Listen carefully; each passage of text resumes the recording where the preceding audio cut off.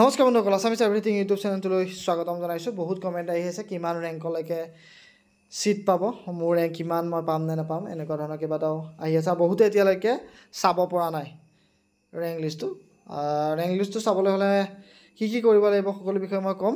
প্ৰথমতে আপোনালোকে ডেছক্ৰিপশ্যনত দিয়া যিটো লিংক আছে বা ITI আপোনালোকে ITI আছাম বুলি চাৰ্চ কৰি দিব। গুগলত চাৰ্চ কৰি দিয়াৰ লগে লগে লগ ইন কৰিবলৈ আহিব। লগ ইন কৰি আপোনালোকে OTPটো দি ল'ব। OTP দিয়াৰ পিছত ইয়াত যিটো লগ ইন অপশ্যন আছে, সেই লগ ইন অপশ্যনত ক্লিক কৰি আপোনালোকে লগ ইন কৰি ল'ব। OTP কেনেকৈ ভৰাব বা এপ্লিকেশ্যন ID কেনেকৈ কি কৰিব, লগ ইন কৰিব, সেইটো মই আটাইকেইটা ভিডিঅ'তে দেখুৱাই যোৱা হৈছে। সেইকাৰণে এইটো ভিডিঅ'ত মই দেখুৱাই দিয়া নাই। এইটো ভিডিঅ'ত জাষ্ট মই ৰেংক লিষ্টৰ কথা পাতিম। ৰেংক কোনে কোনে পাব, কিমানলৈকে ৰেংক লিষ্টত থকা কিমানলৈকে পাব, এইখিনি কথা ক'ম। গতিকে ভিডিঅ'টো স্কিপ নকৰাকৈ চাই যাব। লগ ইন কৰাৰ পাছতে এনেদৰে যিটো পেজ পাব আপোনালোকে, ইয়াত কেণ্ডিডেট প্ৰফাইলত গ'লেই আপোনালোকে নিজৰ ৰেংকটো পাব। যিসকলে ৰেংক লিষ্টটো নাই পোৱা এতিয়ালৈকে সেইসকলক কৈছোঁ, আপোনালোকে ক্ৰ'ম ব্ৰাউজাৰ ইউজ কৰিব। যদি ক্ৰ'ম ব্ৰাউজাৰত হোৱা নাই, আপোনালোকে ফায়াৰফক্স বুলি যিটো ব্ৰাউজাৰ আছে সেইটো গুগলৰ পৰা ডাউনলোড কৰি আপোনালোকে ইনষ্টল কৰি ল'ব। ইনষ্টল কৰি আপোনালোকে তাত কৰি চাওক, ডেস্কটপ মোডত কৰিব। আপোনালোকে 100% সুফল পাবই। আপোনালোকে ৰেংক লিষ্টটো দেখা পাব যিসকলে দেখা পোৱা নাই। ইয়াত যিটো ৱেটেজ বুলি আছে, ৱেটেজ নাল বুলি আছে, ৱেটেজ নাল মানে হৈছে এইটো মেৰিট লিষ্ট হয় এইখন। ইয়াত কোনো ধৰণৰ কোটা নাই। মানে ইয়াত আপোনালোকৰ SSLC মাৰ্কশ্বিটৰ ওপৰত ভিত্তি কৰি এইটো ৰেংক লিষ্ট প্ৰকাশ কৰা হৈছে। 10th ৰেংক মানে হৈছে SSLC। এতিয়া কিমানলৈকে ৰেংকে পাব আপোনালোকে, কিমান ৰেংকলৈকে আপোনালোকে ছিট পাব, তেনেকুৱা এটা গভৰ্ণমেণ্ট ITI বা প্ৰাইভেট ITI, গভৰ্ণমেণ্ট ITIখিনিৰ কথা কৈছোঁ। গভৰ্ণমেণ্ট ITIত আপোনালোকে এতিয়া ৰেংক লিষ্টটো প্ৰকাশ পালে, তাৰপিছত আপোনালোকৰ যিটো ছিট এলটমেণ্টটো এনেকুৱা হ'ব, আপোনালোকে কি ট্ৰেড চুজ কৰিছে, সেই ট্ৰেড চুজ কৰোঁতে আপোনালোকক কিমান ষ্টুডেণ্টে, অৰ্থাৎ কিমান ৰেংক থকা ষ্টুডেণ্টে এপ্লাই কৰিছে। ছাপ'জ আপুনি এটা ট্ৰেড চুজ কৰিছে, তাত আপোনালোকৰ ৰেংক থকা ষ্টুডেণ্ট আছে 10,000ৰ পাছৰখিনি, অৰ্থাৎ 11,000, 12,000 এনেকুৱা ৰেংকৰ আছে।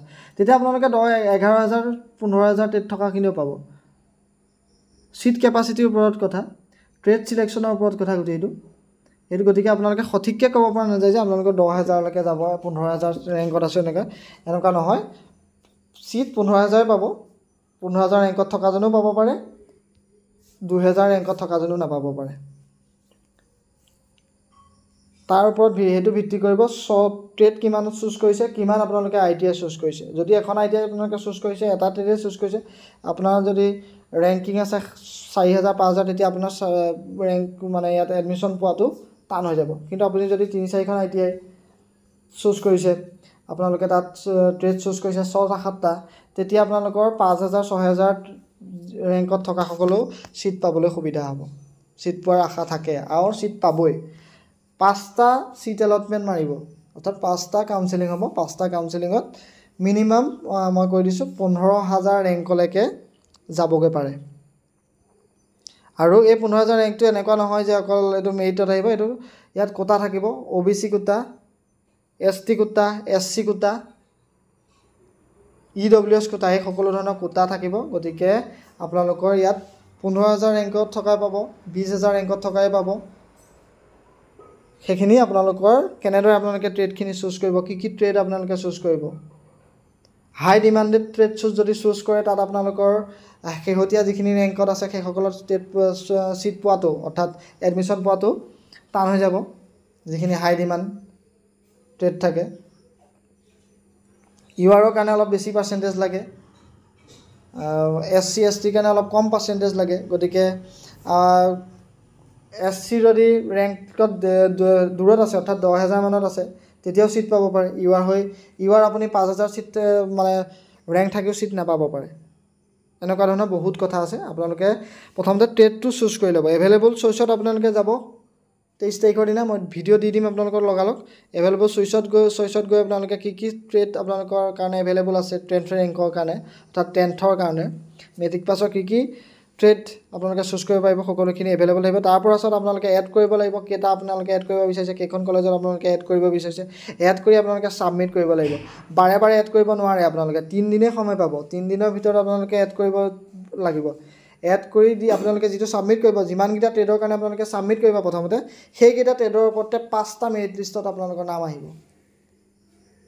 আপোনালোকে যিমান ট্ৰেড একেই 3টা দিনতে 23 তাৰিখৰ পৰা 26 তাৰিখলৈকেহে আপোনালোকে চুজ কৰিব পাৰিব, বাৰে বাৰে চুজ কৰিব নোৱাৰে, মই এতিয়াই কৈ দিছোঁ। সেয়েহে আপোনালোকে ট্ৰেডটো চুজ কৰোঁতে আপোনালোকে ভালদৰে চাই ল'ব। মই এটা কাইলৈ ভিডিঅ' দি দিম, কোন কোন ITIত কিমান কিমান কি কি ট্ৰেড আছে সেই সকলোবিলাকৰ এটা দি দিম। প্ৰাইভেটে হওক গভৰ্ণমেণ্টে হওক সকলো ট্ৰেডৰ এটা ডিটেইলছ মই আপোনালোকক দি দিম। 2024-25 বৰ্ষৰ কাৰণে কোন কোনকেইটা ট্ৰেড ITIত আছে সেইটো এটা মই ভিডিঅ' কাইলৈ মই দি দিম আপোনালোকক। এতিয়া আপোনালোকে মেইনলি যিটো চুজ কৰিব চইচ ফিলিং আৰু লক কৰিব সেইকেইটাৰ ওপৰত গুৰুত্ব দিব। আপোনালোকে কাইলৈ যিটো মই ভিডিঅ' দিম সেই ভিডিঅ'টো চাই আপোনালোকে ডিটেইলছটো লৈ ল'ব যে কোন কোনকেইটা ট্ৰেড কোন কোন ITIত আছে সেইটো আপোনালোকে এটা অনুমান পাই যাব।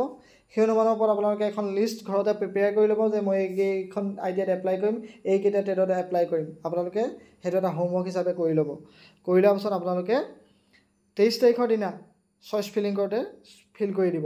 দুবাৰ কৰিবলৈ নাপায়, সেয়েহে মই কৈ দিছোঁ যে একেবাৰতে কৰিব লাগিব। আপোনালোকে এডিট কৰিব পাৰিব, এডিট কৰাৰ কোনো হেৰি নাই, এডিট কৰিবই পাৰিব, কিন্তু আপোনালোকে যিটো চইচ ফিল কৰিব সেই চইচ ফিলৰ ওপৰতে আপোনালোকৰ চিট এলটমেণ্ট আহিব। 5টা চিট এলটমেণ্ট আহিব।